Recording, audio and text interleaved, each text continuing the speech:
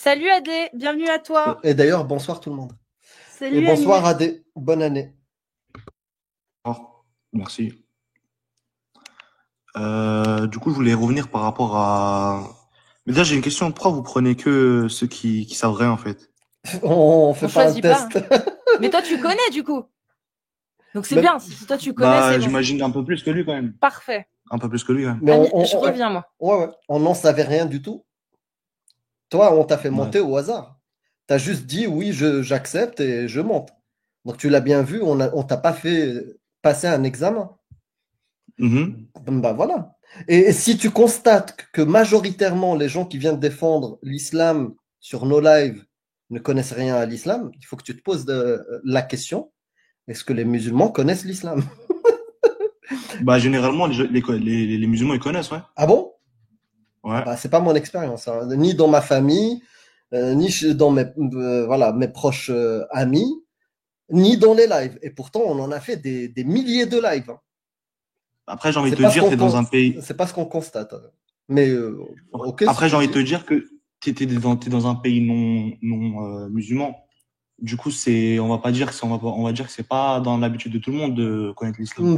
Non, non, ça c'est général, hein, je te le dis, hein. Je fais des lives en marocain, je fais des lives en arabe littéraire, que ce soit avec des Égyptiens ou des Marocains, des Algériens, c'est la même Mhm. problématique, mon ami. Et c'est quoi la problématique, du coup? Bah, la Sur quel sujet? problématique, c'est que très peu de gens connaissent leur religion, hein. Mais après, bon, c'est pas le sujet, hein, du live. Là, on parle à AD. Peut-être que toi, tu maîtrises, donc et tant mieux. Oui, tant mieux. Tu es musulman sunnite, pas chiite, hein, parce que chiite, Non, non, mais je suis sunnite. d'accord. Et je sais pas, peut-être que tu es monté avec une question. Je réponds d'abord à ta question, puis après, je te pose une question. Non, non, j'ai pas de question. En fait, je suis là depuis longtemps. Du coup, bah, à chaque fois, je voulais monter D'accord. pour les différents sujets. Bah, si tu as un sujet de préférence, bah, parce que tu es notre invité, à toi de poser la première question. Sinon, je peux te poser une question. C'est comme tu veux. Bah, on peut revenir sur les sujets de, par exemple, l'esclavage, de Aïcha, de ce que tu veux. Ouais. Tu sais quoi? On peut jouer à un jeu Vas-y. qui s'appelle Halal ou Haram. Si on Mhm. est tous les deux d'accord, on passe. Ok, Si on n'est pas d'accord, on s'arrête et tu me donnes la source. ok. On fait comme ça? Ok, vas-y. D'accord. L'esclavage dans l'islam, halal ou haram? L'esclavage. Hmm. Posséder un être humain qui Bah, t'appartient. ça dépend de ce que tu appelles esclavage, toi. Bah, en arabe, on l'appelle comment? Non, non, non, non, c'est pas en arabe. Je te parle pas de ça. Je te parle pas de ce. Bref, il y Bah, a l'esclavage. Il y a l'esclavage. l'esclavage, je vais te donner la définition de l'esclavage. L'esclavage, c'est de posséder un autre être humain, qu'il soit ton bien propre, que tu puisses le vendre, le louer, le léguer, que tes enfants puissent l'hériter. Est-ce que ça, c'est halal en islam ou haram? Halal avec des conditions. Ouais, c'est halal. C'est halal? Ouais. C'est quoi les conditions? Bah non, c'est comment dire des conditions. Parce que quand on parle de maintenant d'esclavage, on pense directement à l'esclavage, comment dire, européen. Non, non, pas du tout. Moi, je pense Bah si. pas du tout. Bah, moi, je suis un Marocain. Je pense pas à l'esclavage européen. Vraiment. Et je suis pas Marocain. Genre né en France, hein. Je Mhm, suis un mec qui a grandi au bled. Pardon, je dirais à Cassius d'enlever ce mot-là. Apparemment, ça passe pas. Moi, je l'appelle comme ça mon pays. Et mhm. j'ai grandi là-bas et j'ai fait mes études là-bas. Voilà, je suis né et grandi là-bas. Donc, je connais pas de quoi tu me parles. Moi, je connais un seul concept d'esclavage, c'est celui de posséder un être humain, de le vendre, de pouvoir le louer. Il t'appartient comme un bien, comme une table, tu vois. Voilà. Et ça, on est d'accord tous les deux, c'est vrai que dans l'islam, c'est halal. Euh, Et après, si tu connais des conditions, je suis curieux de savoir, parce que tu m'as dit que tu connaissais, j'aimerais bien savoir justement quelles sont les conditions. T'as dit quoi? Tu as dit que oui, c'est halal, mais il y a des conditions. Bah de Tu peux base, c'est m'expliquer ce que tu voulais dire par ça? de base, non, non, non, en fait, je me suis mal exprimé, je crois. D'accord, il n'y a pas de souci. Donc c'est Euh, halal. non, attends, je réfléchis bien. C'est pas halal. Parce que Donc ça veut Allah, dire que c'est haram. c'est haram, oui. D'accord, donne-moi la source où Allah il dit c'est interdit de posséder des humains ou de faire des esclaves. Parce que moi, j'ai le terme esclave. En français, c'est esclave. En arabe, c'est milk al-yamin, al-raq, al-ubudiyya. Tout ça, il y a des versets. Moi, je peux t'en sortir. Hein. Mais toi, tu me dis c'est haram. Donc, il doit bien y avoir un texte qui dit c'est interdit comme le porc. Hein, c'est simple. Hein. Le porc, hurrimat alaykum lahmul khinzir. Oui, mais non, non, Verset mais clair là. c'est pas comme le porc, c'est un sujet qui est haram. Ça, on est Le d'accord. porc, on est d'accord. C'est haram. Oui, c'est haram, oui. D'accord. Mais Euh, euh, se marier, tout court, juste se marier. C'est halal ou haram? se marier, c'est-à-dire avec Juste se avec quoi? marier, un homme qui se marie avec une femme, c'est halal ou haram? Tu veux dire dans les conditions ou pas Non, dans non, les conditions? sans rentrer dans les conditions, juste au global, en surface, est-ce qu'un homme peut se marier avec une femme? Oui, bah, elle peut se marier avec une femme, C'est oui. halal, Halal, oui. c'est halal. D'accord. Boire de l'eau, Oui, c'est halal. c'est halal. Mhm. Comment tu sais que c'est halal boire de l'eau? Ah, parce que c'est pas haram, justement. Exactement. Parce qu'il n'y a aucun texte qui l'interdit. On est d'accord. Mhm. Et du coup, tu m'as dit que l'esclavage était haram. Il est où le texte qui l'interdit? Le texte. Oui, on vient de s'accorder Oui, bah, que l'eau est halal. oui. Je t'ai dit pourquoi c'est halal et que c'est pas haram. Tu m'as dit il n'y a aucun texte qui l'interdit. Mais justement, le Coran, comment dire, le Coran, il dit pas directement que qu'il faut abolir l'esclavage. Non, tu m'as dit non, on parle pas pour l'instant. Je t'ai même pas posé la question. Est-ce que Allah a aboli l'esclavage? Je t'ai Mhm. juste posé la question. On s'est accordé sur le jeu halal ou haram. Mhm. On a dit le porc, est-ce que c'est halal ou haram? Tu m'as dit c'est haram. Mhm. Pourquoi? On le sait tous les deux. Il y a un texte qui le rend haram. Je t'ai Mhm. posé la question, est-ce que boire de l'eau, c'est haram? Tu m'as dit, Mhm. puisqu'il n'y a aucun texte qui le rend haram, donc c'est halal. Et on est d'accord, ça c'est une règle, même fiqhiyya, c'est-à-dire dans la jurisprudence. S'il n'y a aucun texte qui rend une chose haram, c'est que c'est halal. Tu vois? Mhm.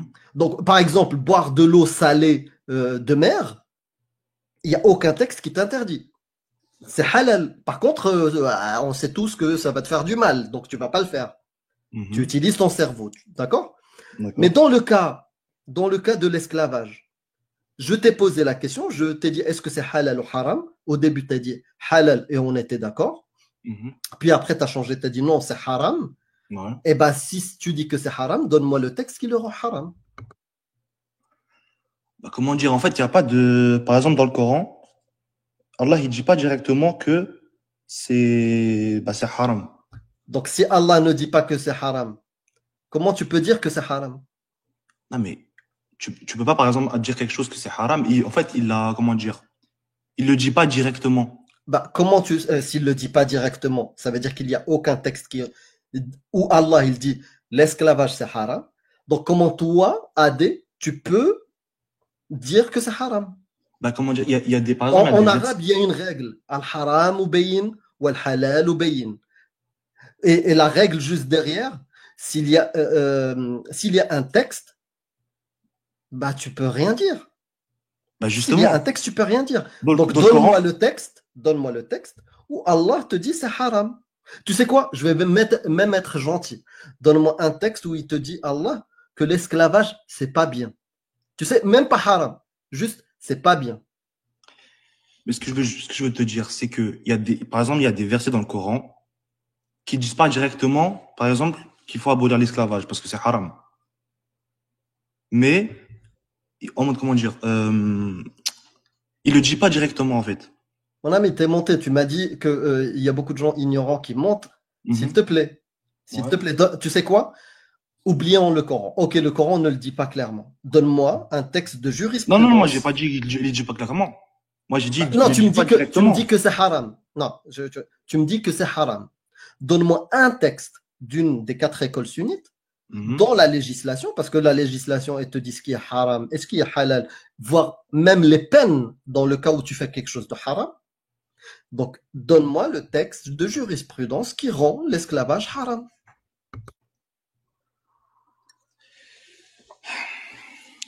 Alors, Mais comme je t'ai dit, ça, il n'y a aucun texte qui dit directement que c'est haram. Dans le Coran, oui. Mais les savants de l'islam sunnite, ils te disent, parce que toi, comment tu sais que c'est halal ou haram? Comment tu le sais? Tu le sais tout seul.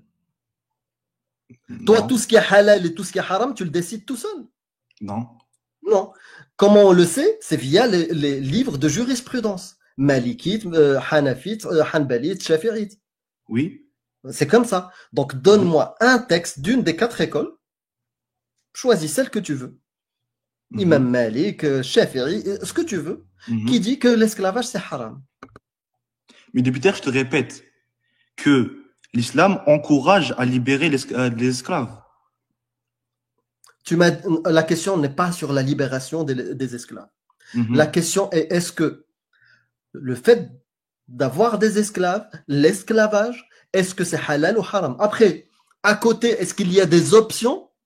C'est-à-dire, est-ce qu'il y a des conditions? Est-ce qu'il y a des options que tu peux mettre en place? C'est-à-dire, est-ce que tu peux les vendre? Est-ce que tu peux les acheter? Est-ce que tu peux les libérer? Ça, c'est après. Ça, c'est le cadre législatif. Mais d'abord, en premier lieu, il faut savoir est-ce que c'est autorisé ou interdit. Ça, c'est la première chose. C'est comme dans toutes les lois. En France, tu vas trouver des lois qui vont te dire clairement, il n'y a pas d'option dans la pédocriminalité. Il n'y a pas d'option. Il n'y a pas attention, non. Ça, c'est de la pédocriminalité, c'est interdit. Basta. En dessous de cet âge-là, c'est interdit. Tu vois? Il n'y aura pas des options à côté. Par contre, quand la législation française te dit que le mariage, oui, c'est légal, ils te donnent des options. Ils te disent, oui, qui peut se marier, qui ne peut pas se marier, comment, tu vois? Ça, c'est dans le cas où c'est autorisé. Donc, nous, la question, elle est sur le début. C'est pas sur les options, le cadrage et comment on gère. La question, d'abord, au début, tu étais bien. Quand je t'ai dit, est-ce que l'esclavage, c'est halal? On était d'accord. Tu as dit oui. Et là, on peut sortir, nous deux, des sources islamiques, que ce soit le Coran, les hadiths, la législation, sharia, où on sera d'accord, oui, c'est halal. Mais quand tu me dis que c'est haram, là, mon ami, il faut que tu me sortes une source qui le prouve. Franchement, Allahu Alam, mais je sais pas. D'accord, donc tu ne sais pas. Tu veux une source qui te montre que c'est halal? Vas-y, je vais pas entendre. D'accord. Verset coranique.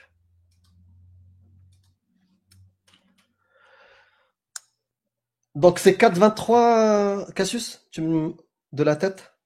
24. 4,24. Lis en arabe et traduit. Ouais. 4,24. وَالْمُحْصَنَاتُ مِنَ النِّسَاءِ إِلَّا مَا مَلَكَتْ أَيْمَانُكُمْ.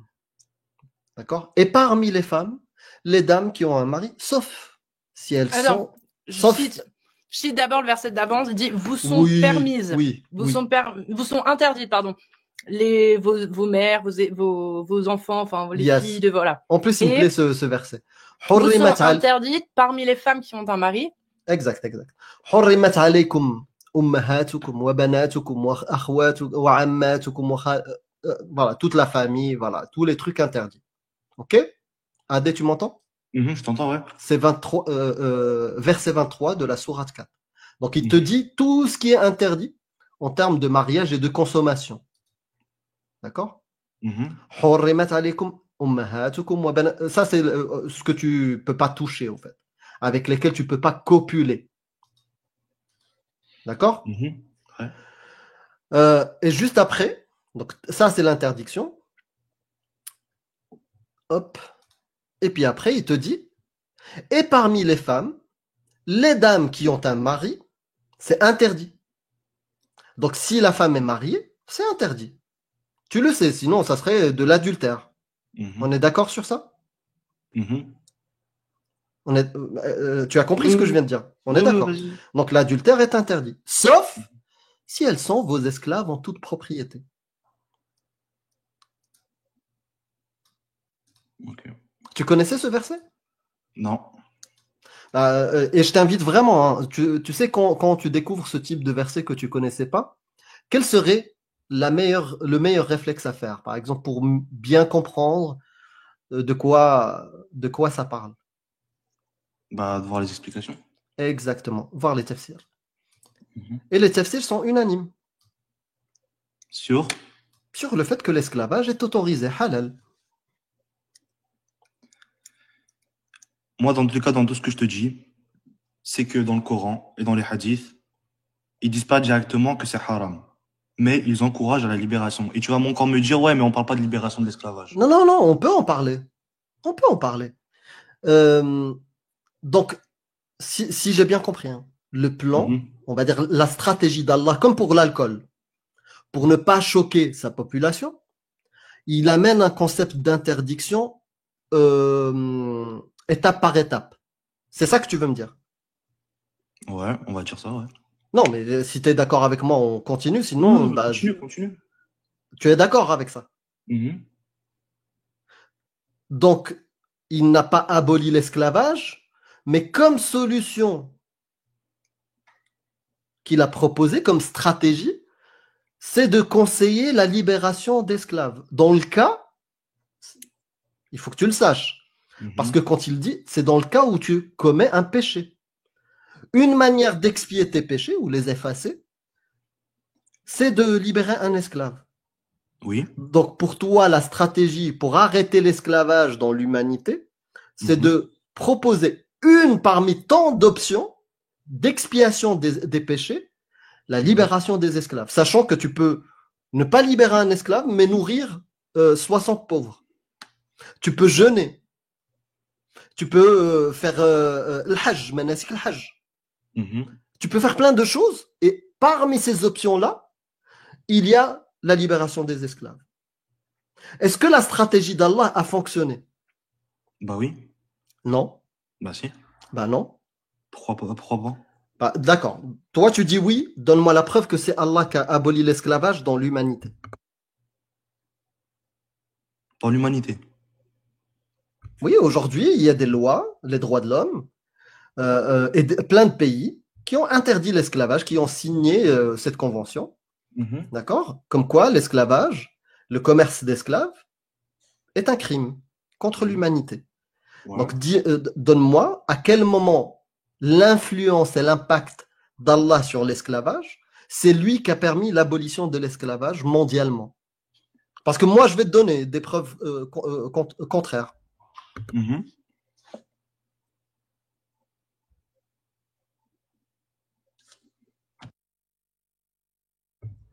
Tu n'as rien? Tu peux répéter, j'avais un manque de connexion. D'accord, je répète. Tu Mhm. dis que Allah, sa stratégie de libérer des esclaves a bien fonctionné. Mhm. Prouve-le-moi. Bah, t'ouvres les yeux et tu vois. Non, aujourd'hui, ce qui a fonctionné, ce qui a aboli l'esclavage, c'est Mhm. les droits de l'homme. D'accord. C'est un travail même de mécréants qui ont posé comme loi universelle que l'esclavage est criminel, est un crime contre l'humanité. D'accord. Allah n'a pas réussi. Et la preuve, tu sais quoi? C'est quoi la preuve? Dis-moi tout. C'est que jusqu'à 1961-62, l'esclavage était encore pratiqué officiellement, tu vois, avec des marchés d'esclaves juste à côté de la Mecque, en Arabie Saoudite. D'accord, ok, jusqu'à quand?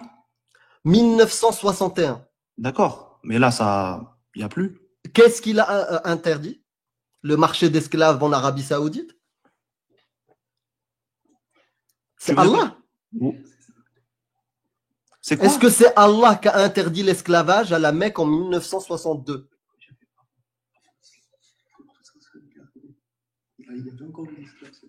Mon ami, soit tu es avec moi, soit tu laisses la place à des gens qui veulent parler et rester avec nous. Non, non, je t'entends, vas-y. Qu'est-ce que j'ai dit? Tu peux me répéter? Homme de fer, sinon tu descends. Tu m'as dit, est-ce que Allah a réussi à abolir l'esclavage jusqu'en 1961? Je peux essayer un truc, Amir? Parce que je Vas-y. sens que sinon ça va partir. Je Ah sais. ouais, Même moi là. il écoute pas. Partons du postulat que tu as raison. Effectivement, et tu as raison. Allah, c'est pas qu'il l'encourage à libérer, c'est qu'il donne des conditions. Il dit, si vous trouvez du bon en eux et qu'il vous demande un contrat d'affranchissement, alors si vous trouvez du bon en eux, encore une fois, donnez-leur la chance de pouvoir avoir ce contrat d'affranchissement. Si vous commettez des péchés, vous pouvez vous en laver, vous en absoudre en libérant un esclave. Je suis d'accord avec toi. Donc on part de ce postulat-là, qu'effectivement Allah a dit vous pouvez libérer des esclaves et puis ça vous rachètera de vos fautes. Moi je suis d'accord avec toi sur le fait que si c'était fermé, si on est, imaginons que c'est une bassine et que les esclaves ce soit l'eau et que ces esclaves, une fois qu'ils sont esclaves, dans la bassine, l'eau ne monte plus. Voilà. Par contre, on peut l'enlever. On peut enlever avec des verres. Donc, je suis d'accord que, tiens, il y a des esclaves, ils vont être libérés. On enlève une louche. On en enlève une deuxième. On en enlève une troisième jusqu'au moment où il n'y a plus d'eau. Et là, oui, effectivement, ça voudrait dire que ça abolirait l'esclavage au bout d'un moment parce qu'il n'y aurait plus d'esclaves. Là-dessus, je suis d'accord avec toi. Mais cette bassine qui est pleine d'eau, comment tu fais pour la tarir, pour la vider, quand il y a un robinet d'eau qui coule en permanence? Et qu'est-ce que c'est le robinet d'eau qui coule en permanence? C'est l'autorisation qu'Allah a donnée de faire des captifs de guerre. Il a donné cette autorisation. C'est-à-dire que même si tu libères tous les esclaves, tu peux en refaire indéfiniment. Il y a l'autorisation. Donc, elle ne se tarira jamais. Donc, donc même si c'était la volonté d'Allah d'abolir l'esclavage, il n'a pas été très efficace parce qu'il a donné la permission de continuer de faire couler l'eau. Mais là, il y a pas. Oui, je comprends, mais il y a pas de rapport entre le robinet et la continuité des esclaves. Si, étant donné que le robinet, c'est l'eau qui continue, donc c'est l'eau qui coule, donc qui fait en sorte que c'est impossible de tarir la bassine. Il y aura toujours de l'eau dedans, même si t'as beau la vider, il y aura toujours de l'eau qui continuera à rentrer. Ce robinet-là, c'est pour représenter l'autorisation qu'Allah a donnée de pouvoir faire des esclaves, des captifs de guerre. C'est-à-dire qu'en temps de guerre, quand vous êtes en temps de guerre, que ce soit djihad offensif ou djihad défensif, peu importe.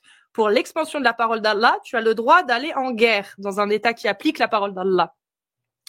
Donc, à partir de ce moment-là où Allah dit, quand vous attaquez, que vous êtes en guerre, ou que vous faites attaquer, que vous êtes en guerre, vous pouvez faire des esclaves et des captifs de guerre et les rendre esclaves, c'est le robinet qui coule. Si Allah avait interdit de faire des captifs de guerre, je suis d'accord avec toi. Les esclaves, on pourrait plus en faire. Donc, au bout d'un moment, il y en aurait plus. Mais là, c'est pas ce qu'Allah a fait. Allah, il a laissé le robinet ouvert en disant, vous pouvez aller faire des captifs de guerre. Donc, remettre dans la bassine une nouvelle eau, des nouveaux esclaves. Mais donc, à la place de les tuer, c'est mieux d'en faire des esclaves, non? Il y a d'autres solutions. Il n'y a pas que deux solutions. Là, c'est un faux dilemme. Comme lesquels? Comme la Constitution de Genève. Aide-moi, Amir. La Convention. La Convention de Genève, putain. Convention de Genève en temps de guerre, t'as pas le droit de faire un captif de guerre en tant que esclave. Tu n'as pas le droit de le maltraiter, tu n'as pas le droit de le torturer, tu dois lui assurer les soins, tu dois lui assurer bien évidemment une bonne santé, donc le loger, le vêtir, le nourrir. Que ce soit emprisonné ou pas, il a les règles humaines et qui respectent la dignité. Pas du tout, parce que à la fin de la guerre, si la personne elle est jugée parce que pour des crimes de guerre par exemple, elle sera emprisonnée. Mais si c'est juste un civil qui a été interpellé à un moment pour, je sais pas, peut-être l'extirper d'une zone ou peu importe, et que cette personne n'a rien à se reprocher au final, il est renvoyé chez lui. Alors que l'esclave n'est pas renvoyé chez lui. L'esclave, il reste. C'est-à-dire que tu as les bons comportements qui sont obligatoires, mais tu le ramènes chez lui. Il est libre une fois que la guerre est finie, une fois que tu peux pas le frapper. Et tu n'as pas le droit de le frapper. Tu n'as pas le droit de lui donner des travaux forcés. En islam, tu peux le frapper. Et en islam, c'est ton esclave, t'en fais ce que tu veux au final, en fait. Les seules conditions que tu as sur un esclave sont au nombre de 4. De le loger, de le vêtir, de le nourrir et de ne pas lui donner de charges trop importantes qu'il ne saurait accomplir. Voilà. C'est les 4 règles. Tout le reste, tu peux. C'est-à-dire que tu peux pas le frapper violemment sans aucune raison, sinon tu dois le libérer selon le prophète. Mais si tu crains sa désobéissance, c'est comme la 434. Il refuse de t'obéir, il doit t'obéir, c'est ta possession, milk yamin, tu peux le fouetter. Tu crains qu'il ait commis la fornication, tu peux le fouetter. Même si t'as aucune preuve, c'est Allah qui s'en occupera. Ça, c'est un hadith sahih. Tu te rends compte quand même? C'est-à-dire que même si tu as juste la suspicion que ton esclave est forniqué, tu peux le fouetter. C'est 50 coups de fouet, par contre. Faut pas déconner, c'est de la marchandise. On n'est pas à 100 coups de fouet où ça risque de tuer la personne. Là, 50 coups de fouet, au moins comme ça minimise de perdre de l'argent. 50 coups de fouet, si il était innocent, c'est Allah qui te punira. Mais c'est toi qui juge ton esclave. tu as les droits dessus. C'est pas du tout ça les conventions de Genève. Convention de Genève, c'est juste qu'on met à l'abri une personne pour éviter qu'elle commette soit des problèmes, des incivils, enfin des problèmes, des exactions, etc. Pour qu'elle évite de se rebeller. Mais derrière, ses droits sont beaucoup plus conséquents. Et le jour où la guerre s'arrête et que la personne est jugée et qu'on se rend compte que finalement ce n'est ni un danger, ni une menace, ni quelqu'un qui s'est rendu coupable de crimes de guerre, il est relâché, il est renvoyé chez lui. L'esclave, non. Et en plus, le robinet dont tu parlais tout à l'heure, il y a les captifs de guerre, et tu as aussi le fait de les multiplier, comme du bétail. Les élevages. L'élevage. Et L'élevage ça, tu as le d'esclaves. droit. Ça, tu as le droit. Parce que les enfants d'esclaves restent esclaves, sont esclaves, ils naissent esclaves. C'est ce qu'on retrouve d'ailleurs, le résultat qu'on peut retrouver en Malaisie ou en Mauritanie, où il y a des castes d'esclaves qui sont esclaves depuis des générations et des générations, parce qu'ils sont descendants d'esclaves.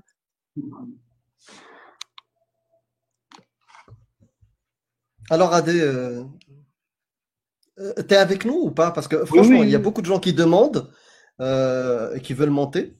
Non, je suis avec vous, mais j'ai pas d'argument pour ce sujet-là. Donc, toi, en tant que personne, t'es français, c'est ça? Non, algérien. Algérien? Toi, en tant qu'Algérien, en tant qu'humain de 2025, tu es pour ou contre l'esclavage? C'est-à-dire posséder quelqu'un, le vendre, l'acheter, voire même parce qu'il t'appartient. Tu peux, si c'est une femme, tu peux la garder à volonté. T'es pour? Non, je suis contre. T'es contre? Mhm. Tu te rends compte de ce que tu dis, hein? Bah oui. Parce que quand tu dis que tu es contre ce comportement-là, tu es contre le comportement du prophète, tu es contre la parole d'Allah. Non, je suis contre l'esclavage. Bah, tu es contre ce qu'a rendu halal le prophète et qui l'a fait, et tu es contre la parole d'Allah qui rend halal l'esclavage. Tu te rends compte? Moi, je suis content, hein, parce que tu es un mec de 2025, et je ne suis pas étonné. D'accord. Tu vois, je ne suis pas étonné, et tant mieux. Mais c'est pas ça l'islam sunnite. L'islam sunnite, il te dit l'inverse. Et il te dit que la parole d'Allah est parfaite, et il te dit le comportement du prophète, c'est le meilleur comportement à suivre jusqu'à la fin des temps. Et dans ce comportement-là, bah, eux, ils valident l'esclavage. D'ailleurs, le prophète a reçu Marie al-Qibtiyya comme cadeau. Il l'a gardé esclave jusqu'à la fin de sa vie. Il l'a même gardé. Il lui a fait un gamin qui s'appelle Ibrahim, qui est mort à 2 ans, 2-3 ans. Il en a eu d'autres, hein, des esclaves. Tu as déjà lu la Sira de... Ouais, je l'ai déjà lu. Et dedans, t'as pas trouvé des choses comme ça?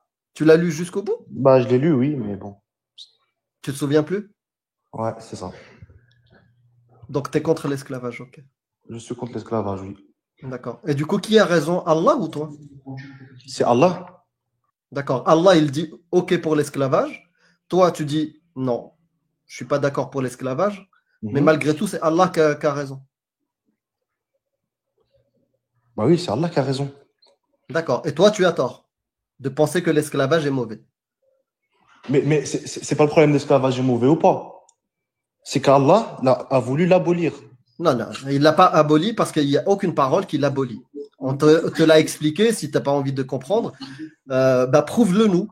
Prouve-nous que Allah a voulu abolir l'esclavage. Peut-être que le Dieu auquel toi tu crois a aboli l'esclavage, mais dans l'islam, il n'y a aucune mention de cette volonté venant de Allah. Ben oui. Tu sais, il y a des bibliothèques. Adé, toi qui es algérien, tu es peut-être arabophone, oui ou non? Non, moi je suis kabyle. Ah, d'accord. Eh ben, sache qu'il y a des bibliothèques de gestion d'esclaves. Ah voilà, Oh la non. Kabylie en force. Elle est kabyle. Bah oui, elle est kabyle. Okay, J'ai été adoptée par des Kabyles. Ça marche. Très bien. Donc, mon ami, il y a des bibliothèques. Ça s'appelle REC. Des bibliothèques de REC. De gestion des esclaves. C'est pas un livre, c'est des bibliothèques, mon ami. D'accord. Donc Allah autorise clairement l'esclavage. Toi, tu es contre. Je t'ai posé la question, qui a raison? C'est toi ou Allah? Tu me dis c'est Allah. Donc au final, puisque tu sacralises Allah, tu changes ton avis ou tu restes sur ton avis contre Allah? Moi, je ne suis pas contre Allah. D'accord? D'accord. Du coup, à partir de maintenant, tu es pour l'esclavage? Comment? Du coup, à partir de maintenant, tu es pour l'esclavage, à condition d'avoir une autorisation de celui qui veut, il peut libérer son esclave. J'ai une parole d'Allah avant que tu répondes, comme ça te laisse la réflexion. Allah qui dit, dans sa sourate 16, les abeilles, verset 71. Allah a favorisé les uns d'entre vous par rapport aux autres dans la répartition de ses dons. Ceux qui ont été favorisés ne sont nullement disposés à donner leur portion à ceux qu'ils possèdent de plein droit, esclaves, au point qu'ils y deviennent associés à part égale. N'iront-ils le bienfait d'Allah? Si tu veux, je vais répéter. Allah a favorisé les uns d'entre vous par rapport aux autres dans la répartition de ses dons. Ceux qui ont été favorisés ne sont nullement disposés à donner leur portion à ceux qu'ils possèdent de plein droit, esclaves. Les esclaves, milk yamin. Si ça, c'est pas une autorisation. C'est pas une autorisation. Puisque il dit même pire que ça, il dit que c'est ça. Il dit que c'est sa volonté, c'est encore Mais pire. C'est la volonté d'Allah d'avoir favorisé les uns d'entre vous par rapport aux autres. Et que ceux qui ont été favorisés n'ont pas du tout besoin de donner leur portion à ceux qu'ils possèdent de plein droit, aux esclaves qu'ils possèdent de plein droit. C'est la volonté d'Allah. C'est pas la bonne interprétation. On va aller lire les exégèses, il n'y a pas de souci. Tu veux qu'on aille lire l'exégèse? Mais moi, j'ai un hadith rapporté par Al-Bukhari et Muslim.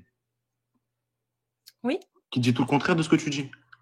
Non, laisse-moi deviner. C'est le hadith qui dit « Quiconque rendra un homme libre esclave sera dans le péché » ou je sais plus quoi, un truc comme ça. C'est ça? C'est ce hadith? Non. Ah. Bah, tu peux nous le lire, vas-y. Alors, tu peux nous le lire. C'est celui qui affranchit un esclave, Allah libérera pour chaque membre de son corps un membre du sien du feu de l'enfer. Oui. Donc ici, non, on n'a pas dit. D'accord, mais ici, le hadith, il fait quoi? Il encourage l'affranchissement. On est d'accord, on n'a jamais dit que c'était interdit de libérer des esclaves si tu en as envie. Oui, mais là, pour Allah, il le libère. Non, mais pour acheter ton péché. Bah oui, pour acheter ton péché. Non, le but premier de l'affranchissement, c'est parce que c'est haram. Ah non, il le dit? Le texte le dit? Il dit quoi, le texte? Il dit, pour un esclave libéré, Allah rachètera membre pour membre des feux, sauvera membre pour membre de l'esclave libéré, les membres du propriétaire des flammes de l'enfer. Un esclave, mon ref. Et en plus, il n'est pas en entier parce que c'est un esclave musulman. C'est musulman. C'est même pas un esclave banal, c'est un esclave musulman. Et c'est une fois que tu l'as libéré, bah, t'as pas besoin d'en libérer d'autres, c'est bon. À moins qu'il soit amputé. Dans ce cas-là, bah, s'il a le bras coupé, le bras gauche coupé, oui, alors ton bras gauche ira peut-être en enfer. Mais tu libères un esclave musulman qui a tous ses membres seront sauvés des flammes de l'enfer. T'as plus besoin d'en libérer d'autres. Sauf si tu recommets des péchés. Bien sûr. Mais, Adé, tu peux libérer des esclaves parce que tu recommets des péchés. Mais à côté de ça, tu peux faire des captifs de guerre. Tu peux acheter des esclaves. Tu peux faire se reproduire tes esclaves pour avoir des petits esclaves. Donc, bah, tu peux en libérer, hein, y a pas de souci, mais tu peux en acheter après. Tu peux en revendre aussi. Tu peux faire des captifs de guerre. Ouais.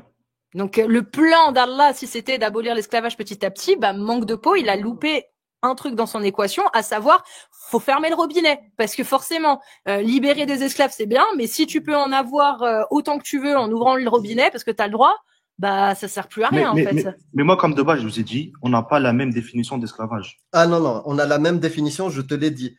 La définition de l'esclavage, c'est de posséder un être humain, de pouvoir le vendre, le louer, l'acheter, d'accord? Et c'est ça l'esclavage dont je parle. Et ça, c'est halal dans l'islam.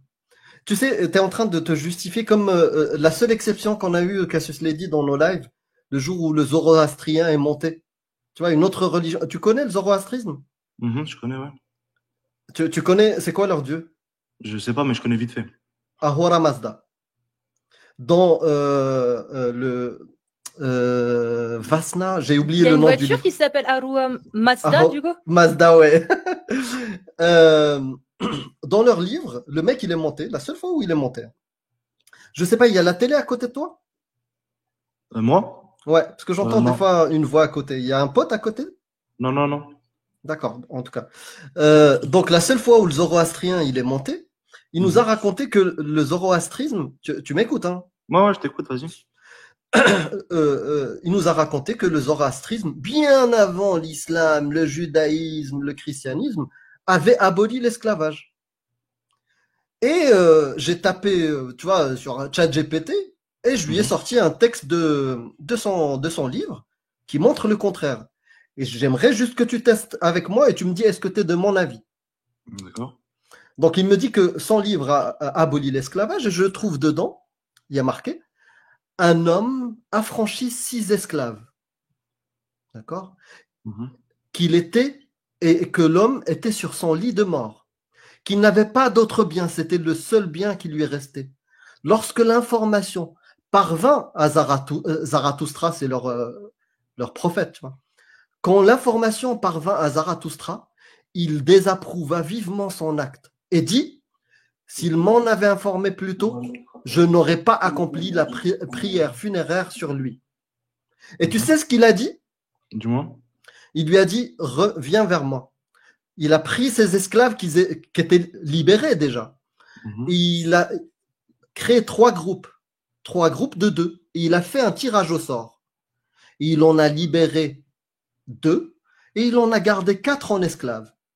Et quand je lui donne ce texte-là, il me dit ouais, malgré tout, Ahura Mazda, il a aboli l'esclavage. Pour toi, Ahura Mazda, avec ce texte-là, il voulait abolir l'esclavage ou est-ce qu'il était pour l'esclavage?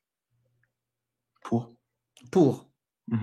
T'es certain? Parce que moi, je suis d'accord avec toi. Hein. Bah, ce que j'ai entendu, oui. D'accord. Je suis vraiment désolé, Adé. J'aime pas. Mais ça, c'est. J'ai changé quelques petits détails, les noms. Mais ça, c'est Mohammed hein, qui a fait ça dans Sahih Bukhari 2744. C'est ton prophète qui a fait cet acte-là. Un homme a affranchi 6 esclaves. La première chose qu'il lui dit, s'il m'en avait informé plus tôt, je n'aurais pas accompli la prière funéraire sur lui. Et en plus de ça, aqra'a baynahum. Il a fait un tirage au sort entre les 6 esclaves déjà libérés. Et le tirage au sort a libéré 2 esclaves et il en a gardé 4 en esclaves. Et il lui a dit qawlan shadida. Il l'a engueulé globalement. Ça, c'est ton prophète dans Sahih Bukhari 2744. Et toi-même, à partir de cette parole-là, tu as jugé que ce prophète-là n'était pas pour l'abolition de l'esclavage. Maintenant, je te laisse te remettre en question sur ta religion. Franchement, je suis pas, on va dire, je suis pas bon sur le sujet. Oui, je sais. Il n'y a pas de souci. Hein. Même moi, j'étais pas bon pendant 30 ans, mon ami. Donc t'inquiète, c'est pas un problème. Hein. C'est pour ça que je t'ai dit, l'important, c'est pas d'avoir toutes les connaissances. L'important, c'est d'être musulman, courageux comme toi, respectueux comme toi, qui écoute et qui répond aux questions et travaille sur sa croyance. Et tout ça, tu les as, ces capacités. Et je t'en remercie. Voilà, tu es honnête, courageux, c'est pas facile. J'aurais jamais osé monter dans un live comme ça quand j'étais musulman. Et tu es meilleur que moi. Ça marche. J'ai une autre question, du coup. Oui. Tout à l'heure, pour, comment dire, c'est par rapport au mariage de Aïcha. Oui. Elle avait, bah, tout à l'heure, elle disait que elle avait, comment dire, elle avait 6 ans, consommé le mariage à 9 ans. Ouais. Ouais, Sahih Bukhari 1420, Sahih Muslim 1422C, Sahih Bukhari 3600. Cassius, le non, complet. Bukhari 5134. 5134. Ouais, merci beaucoup. Avec plaisir. Il y en a plein, hein. J'en ai 18. Il y en a en fait, cette histoire du mariage du prophète avec Aïcha, il y a, de ma mémoire, il y a au moins plus de 25 hadiths qui narrent l'histoire de son mariage. Et chacun rajoute des détails supplémentaires. Mais ceux qui parlent de l'âge, moi j'en connais 19, quelque chose comme ça, 18, 19. Ok, d'accord, mais là, je suis bien d'accord qu'il y a beaucoup de hadiths qui disent qu'elle a entre 6 et 9 ans. Mais il y en a Du coup, d'autres, c'est quoi ta question? il y en a d'autres qui disent qu'elle a 16 ans, entre 16 et 19 ans, justement. Donne-le-moi. Qui dit? Donne-moi la Euh, comment? Donne-moi la référence, donne-nous la référence, on va regarder. Et si c'est le cas, à partir de maintenant, on va commencer à dire il y a un hadith supplémentaire qui dit que c'est 16 ans. Ou pas forcément hadith, hein, un avis d'un savant, d'un ulama, Ouais, un des quatre, voilà, des madhahib quatre qui dit écoles. ça. Ouais. Attends, je sais plus de nom, c'est qui, je crois que c'était Après ça, Ibn Kathir. Ibn Kathir, il dit ça? Ouais. Bah, Ah, on va aller voir tout de suite. Dans la En gros, il Sira disait, al-Nabawiyya, de tête, il disait que, comment je crois, tu le connais sûrement, que sa grande sœur Asma, elle avait 10 ans de non, moins non, mais, de non, plus qu'elle. tu as dit, il y a un texte qui dit Mhm. qu'elle avait 16 ans. Ouais. Parce que moi, j'ai des textes qui disent qu'elle a 6 ans, 7 ans, Oui, et oui, elle a je été dis pas le consommée contraire. à 9 ans. Oui, Donc, oui, je dis tu pas le contraire. Moi, compares, j'ai tu jamais dit ça. compares, tu compares une parole Mhm. claire, répétée plein de fois, c'est-à-dire elle respecte largement la règle islamique de tawatur, Mhm. c'est-à-dire leur règle de chaîne de transmission, et de répétition à foison.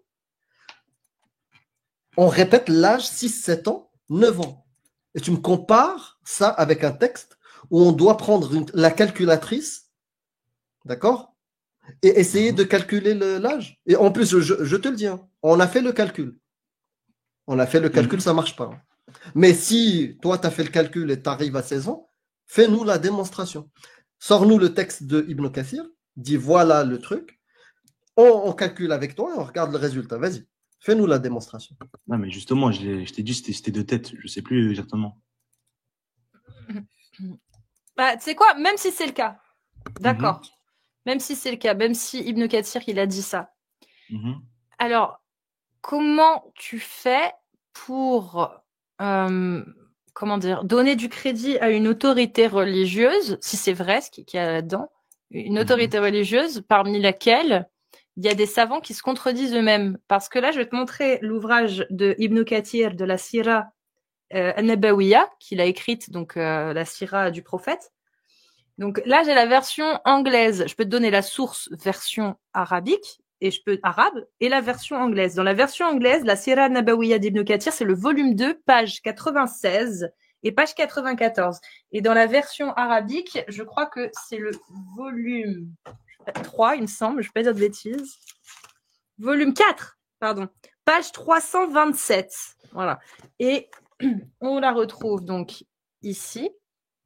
Ibn Kathir, qui, donc la même référence que tu as donnée, sauf que là, Mhm. il le stipule très clairement. Donc, attends, c'est hop. Le prophète de Dieu consomma son mariage. Donc, une fois qu'ils étaient dans leur maison, d'accord. Mhm. Attends, parce que je vois rien. Et puis en plus, je suis très mauvaise en anglais. Voilà. Zoom, sinon, on Merde. le lit tous ensemble. Ouais, je vais zoomer, t'inquiète. Attends, juste, tac. Attends, parce que je peux pas zoomer avec une seule main, en fait. Ok, t'inquiète, Mais au t'inquiète. pire, lis-le, c'est pas grave, zoom Voilà. pas. Alors, le Super. messager de Dieu a consommé notre mariage. Donc, c'est Aïcha qui parle. Hein, si jamais vous pouvez revenir un peu plus haut, vous allez voir que c'est le récit d'Aïcha. Donc, le messager de Dieu a consommé notre mariage là, dans notre maison. Aucun chameau ni mouton n'a été abattu pour moi. Finalement, Sad Biwada nous a envoyé un bol de nourriture, comme il le faisait chaque fois que le messager de Dieu rendait visite à ses femmes. À cette époque, j'avais 9 ans. Donc là, c'est Ibn Kathir qui rapporte la parole de Aïcha dans l'ouvrage qui recense la vie du prophète, la Sira al-Nabawiyya. Ça, c'est la page 96 pour ceux que ça intéresse. Et en page 94, on a autre chose. Il faut que je le retrouve, parce que je ne sais pas à quelle ligne c'est. J'aurais dû mettre la ligne. C'est marqué à un moment donné, ceci n'est contesté par personne. Voilà, c'est ça, je crois. Il me semble que c'est ça. Voilà. Je l'ai. C'est ça. C'est au début, en fait. Sa déclaration. Donc, La déclaration selon He la vie du contracted prophète. ouais, comme quoi ils ont contracté le Ils ont mariage. contracté le mariage de Aïcha quand elle avait 6 ans, puis s'est marié avec elle quand elle avait 9 ans. N'est contesté, donc ça c'est l'affirmation, et Ibn Kathir dit, n'est contesté par personne et est bien établi dans les collections de traditions, les sahih et ailleurs. Donc ça c'est Ibn Kathir qui commente cette affirmation. Il a contracté le mariage avec Aïcha quand elle avait 6 ans, puis s'est marié avec elle quand elle en avait 9. Et Ibn Kathir, il dit, ceci n'est contesté par personne et est bien établi dans les collections de traditions sahih et ailleurs. Et la même parole Adé, tu la trouves dans le livre Al-Mourni de Ibn Qudama. C'est un livre de jurisprudence au top du top, en tout cas, tu vois. C'est-à-dire, si tu fais des études d'imama et tu connais pas le Mourni, c'est qu'il y a eu un problème, tu vois. Et dans ce livre-là, qui est pareil, comme Ibn Kathir, Tabari et autres, il rapporte la même parole. Au-delà de l'âge, il te dit, tous les savants sont unanimes sur cette histoire. D'accord, mais moi, j'ai pas dit le contraire. Ah bah si. Non, T'as dit non, qu'elle non, avait, non. t'as dit qu'elle Oui, avait j'ai 16 dit ans. qu'il y avait des sources qu'elle avait 9 ans, quand elle s'est mariée à 6 ans et Bah, il faut nous, consommée à 9 ans. Et bah, j'ai bah, il faut nous le montrer, cette source où c'est marqué 16 ans. mais je viens de te le dire, mais je t'ai dit, je sais plus. Non, Ah en bah, fait, ça n'existe pas. AD, c'est pas qu'il y a une source qui dit qu'elle a 16 ans, c'est que tu te bases sur des sources qui sont données par Ibn Kathir, Tabari, qui, une fois analysées, montrent une incohérence au niveau des dates. Effectivement, je suis d'accord avec toi. Si on commence à en conclure que, en plus, juste pour te dire, la parole qui est donnée dans un hadith qui est daïf, c'est que Asma avait au moins 10 ans de plus. Au moins. Ça tombe bien. Une décennie, en fait. Au moins une décennie en plus. Et ça tombe bien parce qu'elle avait pas 2 décennies de plus, elle avait 19 ans. Ça fait une décennie. Ça fait pas 2. Voilà. Donc les hadiths, ils parlent bien au moins une décennie. Donc c'est pas 10 ans, c'est une décennie minimum. Mais quand bien même Ibn Kathir, il aurait dit que Aïcha avait 10 ans de moins qu'Asma. Bah, au final, Ibn Kathir, il dit tout et son contraire. Il affirme qu'on dit bien 6 et 9 ans, que c'est bien le consensus, mais il donne des dates qui donneraient un autre âge à Aïcha. C'est bizarre quand même, non? Du coup, l'autorité religieuse, on pourrait la remettre en question à ce moment-là. L'autorité des savants, des ulémas, finalement. S'ils arrivent à se contredire dans un seul... si c'est le cas, je te Dans dis, le même si c'est le ouvrage, cas, en s'il a plus. vraiment dit, dans le même ouvrage en plus.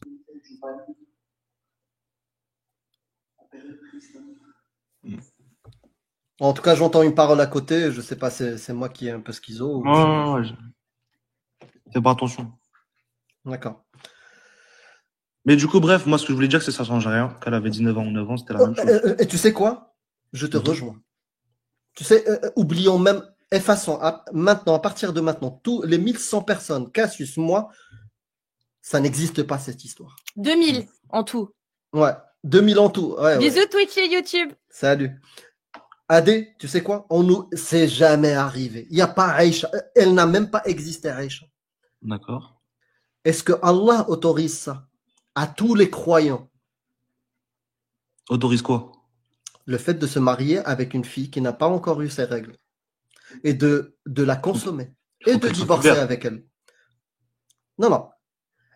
Ma question est claire.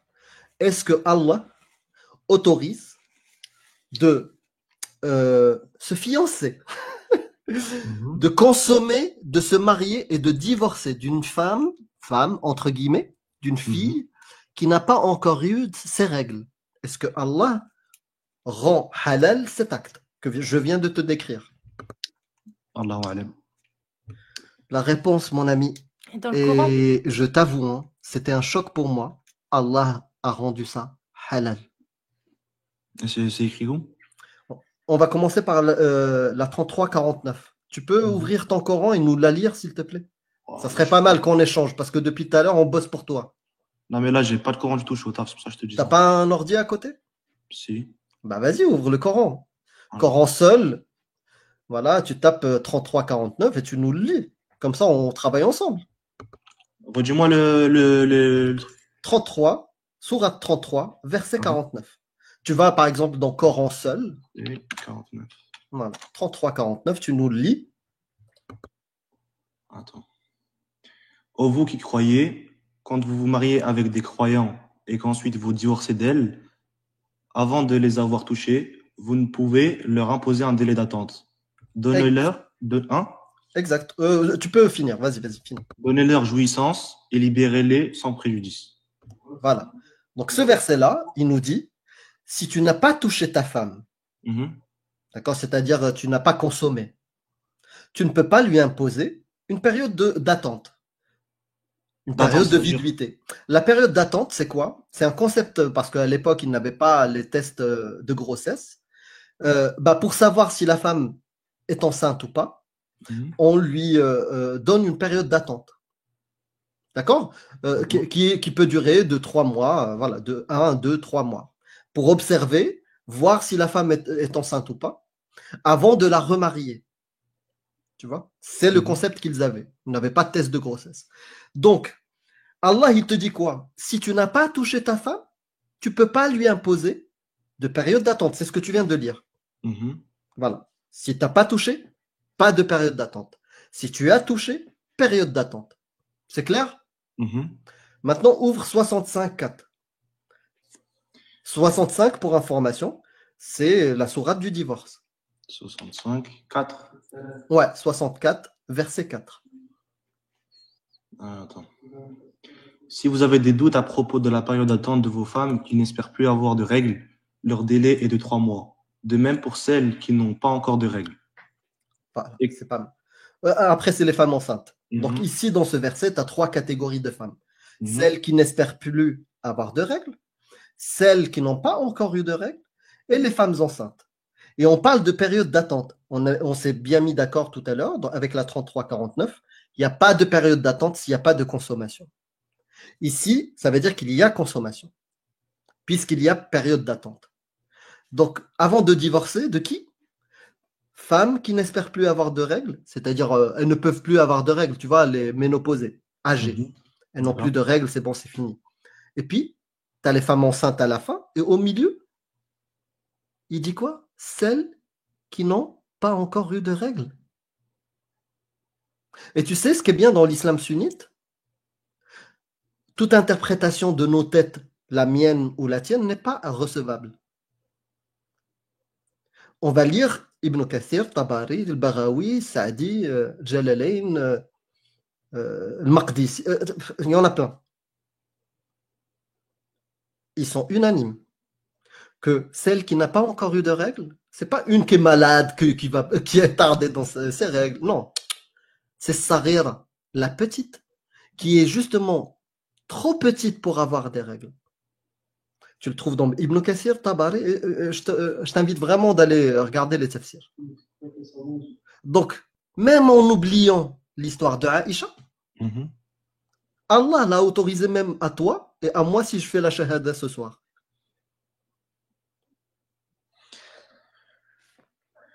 Ouais. Franchement, moi, je te mens pas, j'ai pas assez de sens pour te répondre. Je sais. Ouais. Mais c'est pas grave, tu as beaucoup de courage pour discuter. Est-ce que toi, sincèrement, tu es un mec de 2025, algérien en plus, frérot, tu donnerais ta fille de 9 ans qu'elle se fasse garder par un mec de 50? Non. Eh ben voilà, tu as la réponse. Hein. Est-ce que tu penses vraiment que le Dieu créateur des cieux, des étoiles, des trous noirs, des rayons, des vagues, de la beauté de la fleur, de la beauté du petit lézard qui saute, de toi qui arrive à marcher, le créateur de tout ça, il va t'écrire, vas-y, garde une petite fille. Moi, je te mens pas, ce que tu me dis, je le reçois, je comprends. Mais moi, franchement, si j'ai pas étudié de mon côté, je peux pas te dire si tu as raison ou pas. Ouais, bah va étudier. Va étudier. Moi, je t'invite à étudier. Et la question est ouverte. Ça marche. Voilà. Est-ce que le Dieu des cieux et des cheveux de Cassius peut dire une parole comme ça? Non, c'est pas possible. C'est pas possible, mon ami. Surtout si ce Dieu-là, dans sa description, et tu vas valider, hein, Allah, dans ses caractéristiques, c'est omniscient, omnipotent, c'est-à-dire il sait tout, il est capable de tout, il connaît même la science qu'on n'a pas encore découverte, et il est miséricordieux, sage. même toi, tu as plus de sagesse. C'est-à-dire que tu dis, non, moi, je vais pas donner ma fille à 9 ans. Parce que je sais ce qu'elle va subir. T'imagines la scène? Moi, ça me dégoûte, franchement. Et je pense que c'est le cas pour toi. Oui. Voilà. Et tu sais quoi? On va faire une marche arrière et je te laisse peut-être avec Cassius sur cette question-là si elle veut reprendre. On a tous les deux grandi dans des familles musulmanes. D'accord? On a Mhm. grandi dans des environnements qui nous ont dit Allah, le Coran, c'est parfait, c'est OK. Mais est-ce que toi, tu es convaincu que Allah, c'est le Dieu? Que le Coran est vraiment divin? Oui. Eh bien, si c'est le cas, quelle est la bonne raison? Au-delà de l'endoctrinement familial et l'éducation et l'environnement, Mhm. est-ce que tu as une bonne raison, sincèrement, que tu as vérifié, étudié, qui t'a convaincu que le Coran est divin? Non, franchement, j'ai pas assez étudié. Mais j'y crois quand même. Ouais, je sais, tu y crois comme moi j'y croyais, parce que on m'a dit d'y croire. On m'a Non, non, dit on m'a pas que dit, c'est non, on m'a pas parfait. dit d'y croire. Ah, on t'a pas dit d'y croire? Non, je pense On pas. t'as grandi dans quel environnement? En Algérie? Non, enfin oui, mais un petit peu, ouais. Un petit peu? Mhm. Et dans ton environnement, Allah n'était pas le Dieu. Ah, dans mon On environnement, t'a non. dit choisis entre le Père Noël et Allah? Non. On t'a dit Allah c'est le Dieu. On m'a dit Allah, c'est Dieu, mais on m'a pas forcé. C'est Voilà. moi, j'y ai cru. Non, bien sûr. Mais qu'est-ce qu'on t'a proposé comme possibilité? Est-ce qu'on t'a dit, regarde sur la table, mon ami Adé, mon petit-fils Adé, Mhm. regarde sur la table, il y a Ahura Mazda, Jésus, Yeshua, il y a Bouddha, il y a Allah. Choisis. C'est lequel que tu préfères? Ah, t'as choisi tort, pourquoi? Bah, j'aime bien son marteau. Ça, c'est pas passé comme ça, mon ami. On t'a dit, le Dieu, c'est Allah. Bah, j'espère pas pour toi, si c'est pas le cas. Moi, dans mon cas, c'était ça, hein. J'ai grandi dans un environnement où la majorité, ou la totalité de ceux que je connaissais me disaient Allah, c'est le Dieu. Le reste, c'est du mytho. C'est ce que tu as Ouais. vécu ou tu as vécu différemment? Bah, on va dire approximativement, ouais. Bah, donc, tu es pareil que moi. Donc, au-delà de ça, est-ce que toi, tu as fait une démarche personnelle de vérification et qui t'a convaincu de ah, ouais, finalement, ce qu'ils m'ont raconté, c'est vrai.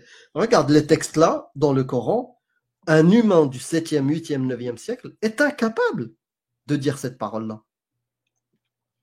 D'accord, mais imaginons que l'islam soit pas la vérité. C'est quoi là, du coup, la vérité alors? Bah, la vérité, c'est à celui qui détient la vérité de venir ici, de nous la présenter, avec, comme là, la même exigence que ce que tu demandes. Mais du coup, est-ce qu'il y a une vérité ou il n'y a pas de vérité? Ah, bien sûr, il y a une réalité qu'on partage tous.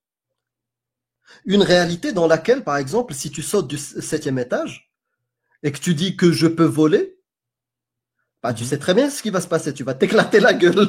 Ouais. Tu vois, c'est une réalité qu'on partage tous.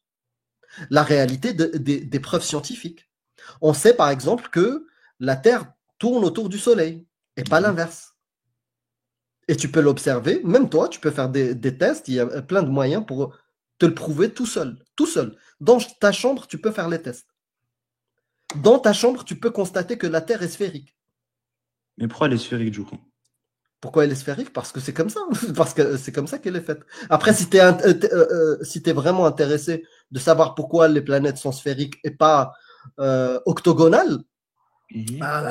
il faut que tu t'intéresses à l'astronomie et des choses comme ça. Il y a des spécialistes qui peuvent t'expliquer tout ça, hein. Cette réalité-là, pourquoi la Terre est ronde et elle n'est pas plate, on a les réponses. Moi, je suis pas un spécialiste, mais la science l'explique très bien. Voilà. Je vais pas te raconter des bobards, tu vois, ou des trucs approximatifs, voire me tromper. Mais il y a des spécialistes qui ont répondu à cette question. C'est pas non plus un truc de ouf, hein, en Mhm. 2025. Maintenant, si tu me dis, est-ce qu'il y a un Dieu ou pas? Bah, franchement, jusqu'à preuve du contraire, on n'a aucune manifestation, aucune chose qu'on peut se mettre sous la dent, Ouais. hein. Et si t'en as, t'es le bienvenu. Dis-moi, et c'est pas n'importe quel Dieu, hein. Je te parle Mhm. vraiment d'Allah dans ce cas. Non, j'en ai pas, hein. Bah, c'est ça, hein, mon ami. Non, c'est pas que j'en ai pas, mais c'est que je peux pas développer, tout simplement. Bah, le jour où t'en auras, tu viens nous rendre visite. Ça marche. Cassius, je sais pas si tu as envie de reprendre, mais en tout cas, merci beaucoup, Adé. Merci beaucoup, Adé. Si Oui, de tu rien. veux repasser à l'occasion, n'hésite pas. D'accord, ça marche. Allez, salut. Prends soin de toi, salut. Bonne soirée.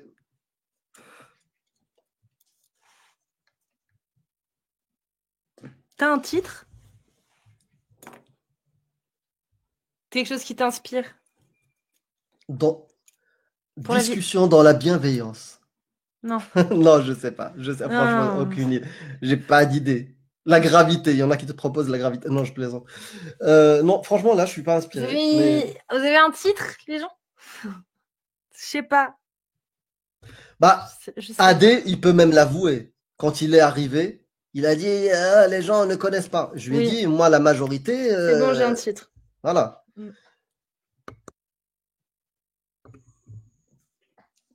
Et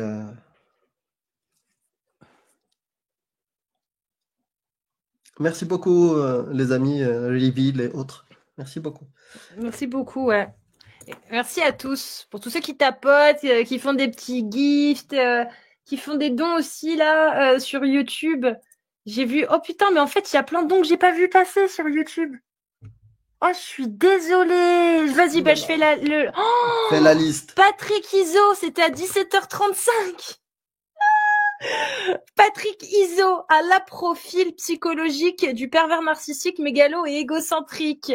Marila Copte, échec et maths de Patrick Iso à 18h04. Oh merde, je suis désolée. Ça, c'est quoi ça? Faut faire très attention. Va falloir vraiment, mais vraiment que je le garde en tête. Il faut en parler aussi à Jack, de garder le StreamYard sous les yeux pour avoir bien le chat. Je vais t'aider. Vas-y, ouais. Je me suis mis dessus comme ça. Merci aussi à Mahomet Catholique. Oh là là, super Casus, les multi-live. Merci avec plaisir. 18h27. Oh là là. Johan, je veux monter lien StreamYard. Il n'y a pas de StreamYard, Johan. Je suis désolée, c'est sur TikTok. Ouais. Valo. Merci Valou. L'alphabet est égaux. Est égaux. C'est tout à l'heure quand il a dit. Oui, je me rappelle. Bravo, Buggy, Valou. Merci beaucoup. Merci, bienvenue dans l'équipe. Alain Butez, à 20h30. Et moi, on peut m'expliquer pour la pizza ronde dans une boîte carrée et on la coupe en triangle. Bonsoir à toute l'équipe, le duo Casus, Amir, un vrai kiff. Merci beaucoup à toi, Alain. On a Liara Sony. Oh, Liara, c'était, bon, ça va, c'était il y a 1 heure. Oh, Liara, j'espère que t'es encore là. Force aux apostats, force à Casus, Amir et la team, vous faites un bon boulot. Voilà un peu de lumière sur ces thématoques inhumaines. Merci beaucoup. Thématoque, j'aime bien. J'aime bien le thématoque. Merci beaucoup, les gars.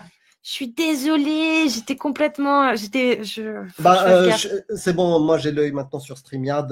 Les amis, n'hésitez pas si vous voulez. Je suis les commentaires, je suis vos dons. Donc s'il y en a un, je pourrai le communiquer maintenant. Et merci les subs sur Twitch aussi, parce que il n'y a pas l'alerte, mais je vous vois sur Twitch. Merci beaucoup. Bah ça, il faudra qu'on recrute Pitch sur Twitch. Ouais, grave.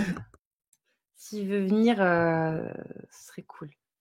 Merci beaucoup les amis, je vois vos commentaires sur YouTube, merci beaucoup. Hop, tac, voilà, là j'ai tout. Aucune excuse. Bah voyons. Ouais. Ah bah ça c'est Florent comme d'hab, tu vois. Alors. Bah voyons. Voilà, en tout cas, voilà, tu peux, si tu as mangé, tu es prête et tout. C'est bon, j'ai tout. Voilà, et moi je suis sur StreamYard si tu as besoin d'aide. Voilà. Parfait. Et bah si vous, voilà, il y a déjà des gens qui m'ont tapoté plein de fois. Mais je te dis, Zebbi, la prochaine fois, quelqu'un qui monte qui dit. Oui, bah si, c'est la règle maintenant apparemment.